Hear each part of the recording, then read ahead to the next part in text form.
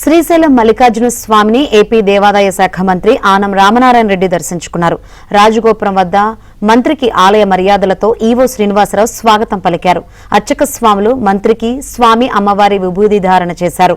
అనంతరం మంత్రి ఆనం స్వామి అమ్మవార్లకు ప్రత్యేక పూజలు చేశారు.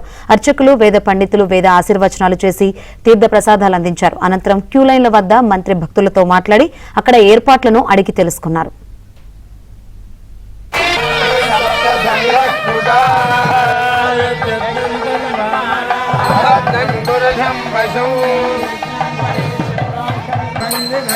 Bye.